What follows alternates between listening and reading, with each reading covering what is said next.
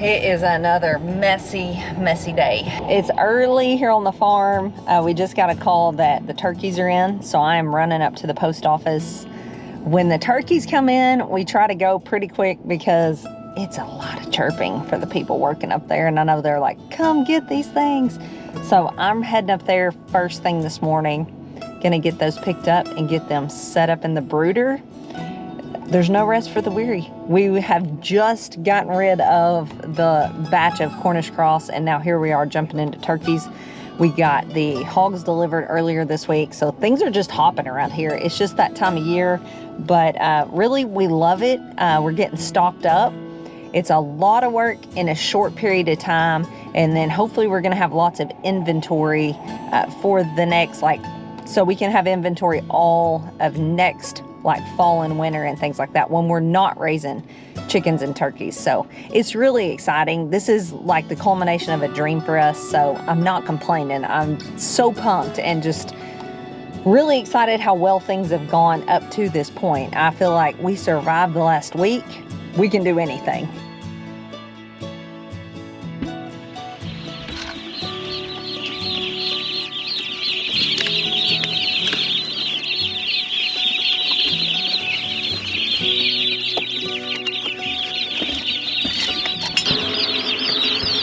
Let's go get them warm and fed and dry and all set up. So this is a problem. This is the brooder. And then we've got chicks. We just had them in one end. You see we got storage. They're jumping over.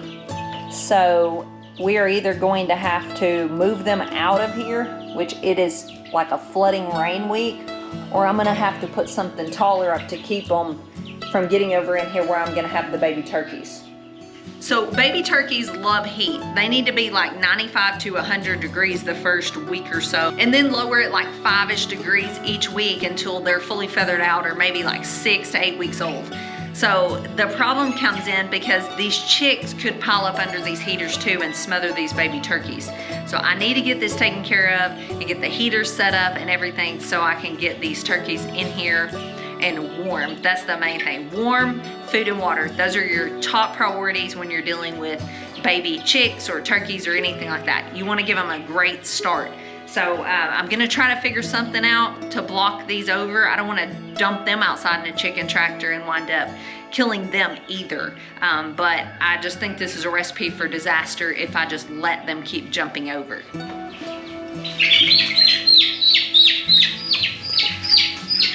So this is where being married to someone who doesn't throw things away comes in super handy.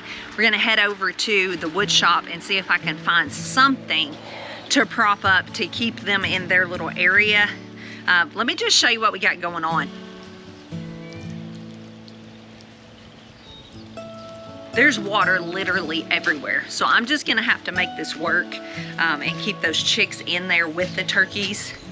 And then hopefully we can get them outside on grass, maybe within the next week. But I don't want to lose them at this point. We've had 100% success with those baby chicks.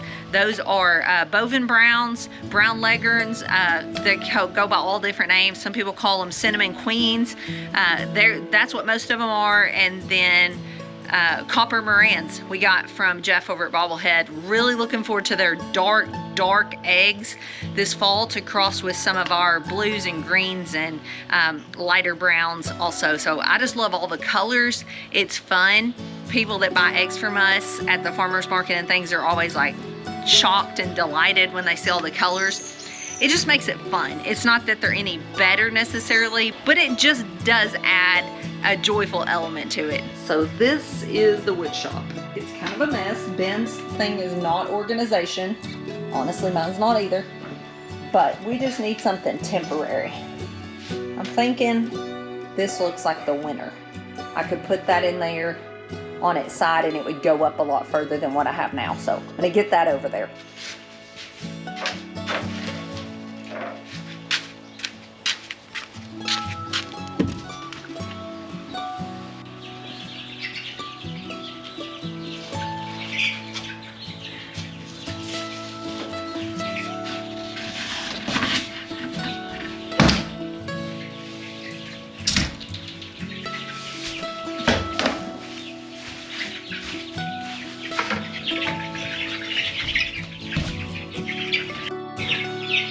Okay, that's rigged up and temporary, but it'll work for today. Keep them out of here where they won't hurt the turkeys. Let's get the turkeys fixed up. First thing is get the heaters hooked up, get them warm. I probably already should have had that done, but my notification said they were coming Thursday, so I wasn't prepared.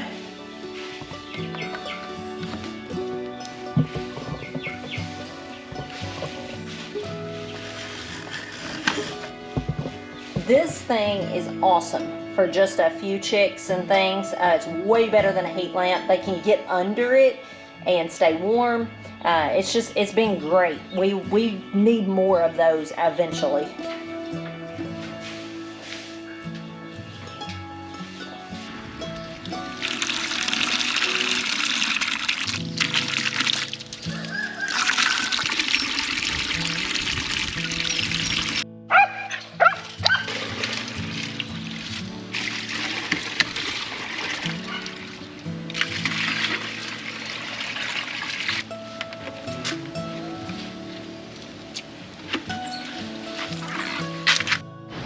So I've washed this off. I used this the last time. It is simply a Rubbermaid tote lid that I'm gonna put down to put the waters on to keep from getting all these rice holes in the water and clogging them up where they can't get to them.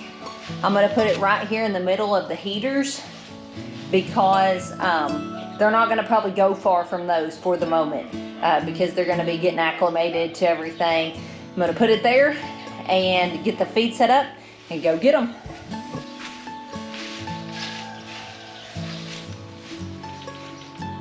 One little tip I've learned over time, if your waters, one part of them has to be a little bit downhill, make sure it's the spout part. If you turn it around and put that spout part uphill, it's gonna keep feeding out and coming downhill and could flow over and into your water just simply by leaking out. So if you put that downhill, that fills up first. There may not be as much water up here, but that's okay. It's gonna think it's full and it's gonna stop flowing out. So just one little tip that I've learned over time. Next thing I'm gonna do, I'm gonna get some feed in there because when I get them out, I want there to be feed and water right there because I'm gonna dip their beaks in water and then I'm gonna set them over by the feed so they right off the bat know where everything is in there. Like I said, it'll be close by the heat so they don't have to go too far. Our goal at this point is just keep them alive.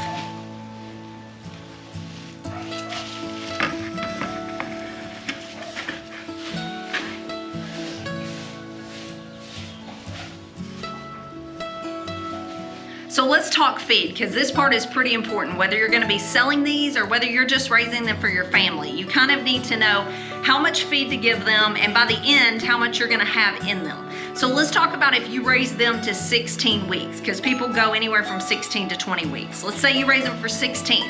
You're gonna have about 64 pounds of feed in each tom and 46 in each hen. Now those toms will have a live weight of about 25 pounds and you're gonna lose 4 to 5 pounds when you process them. So you'll wind up with around a 20-pound bird, cleaned, dressed, fixed, everything. And the hens, they're gonna be about 18.5-ish pounds and you're gonna lose about, say, 4 pounds. So you're gonna wind up with about a 14.5-pound hen.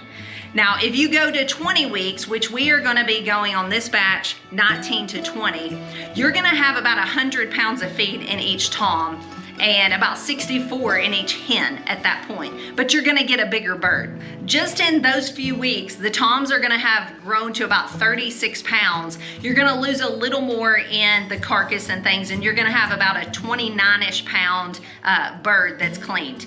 Hens, on the other hand, hens at this point are gonna be about 24 pounds live weight and about 19 pounds dressed out.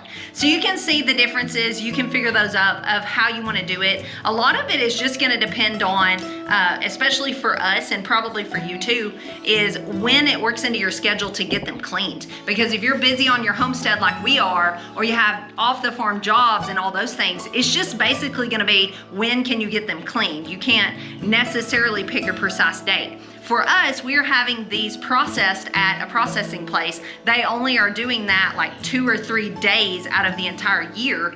So we got the birds when we could get them. They're getting processed when they can get them in, and that's just what it's gonna be.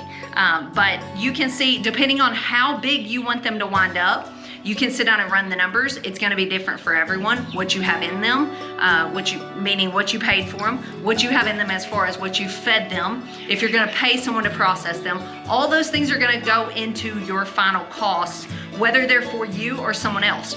I encourage you to keep up with it and find a chart breakdown of what to feed them every week, just to ensure that you're feeding them enough or not overfeeding them and wasting feed, things like that. That's good practice whether you are keeping them all or selling them all. One last note, for the hens and the toms at this point, per day, for the first 2 weeks, they only need 0.04 pounds of feed.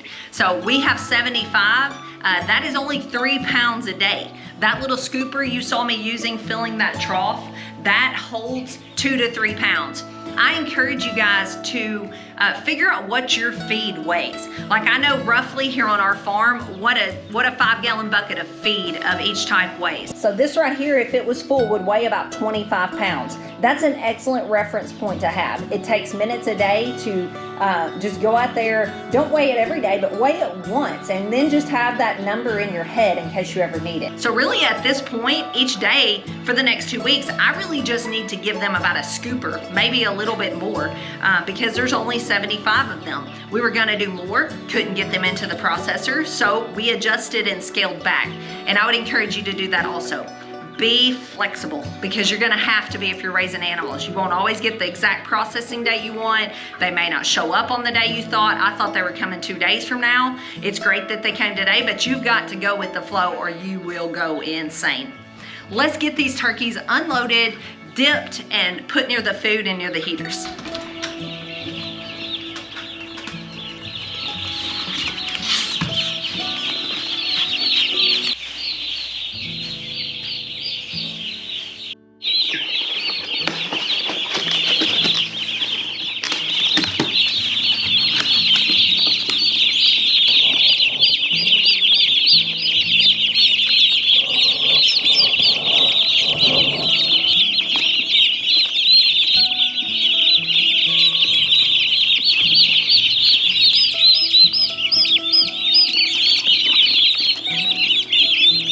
So we ordered 75, we wound up with 76.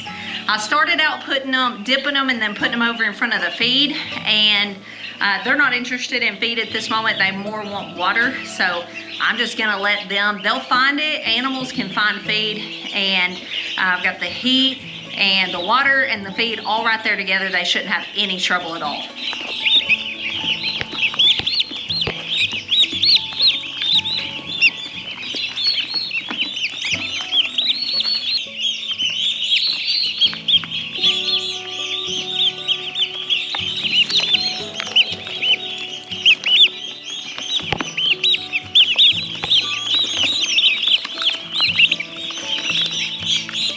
All right, they are set up. I've got that job done for the morning. I do just want to mention, if you're interested in how much to feed a turkey week by week, there's charts you can look up on the internet, and if you're interested, you can message me on just exactly how much we're going to be feeding them each week. It kind of goes in 2-week increments. You bump up every 2 weeks. That's what I'll be doing. And also I did want to mention, turkeys are the one animal here on our homestead, from our experience, that will just try to do anything they can to die. So be aware of that. They are a little more difficult to raise than chickens. Not impossible, don't let them intimidate you, but you do have to be on top of things. You definitely would not want to transition them from the brooder to outside if you're in a super rainy season. They will actually look up at the rain and drown themselves. Yes, it's true, they will.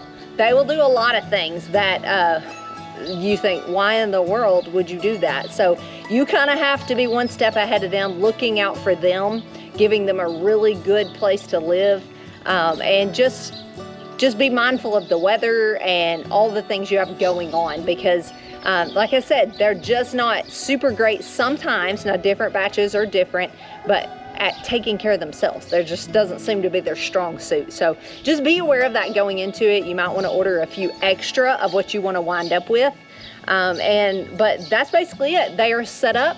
Main things are heat, food, and water right off the bat. Give them a good start. And I'll keep you guys updated. Like I said, if I can help you in any way, if there's any info specifically you want, feel free to leave it down in the comments and we'll try to get that to you. We'll see you guys on the next one. I hope you have a fantastic day. Go out there and bless someone. Thanks for watching. God bless.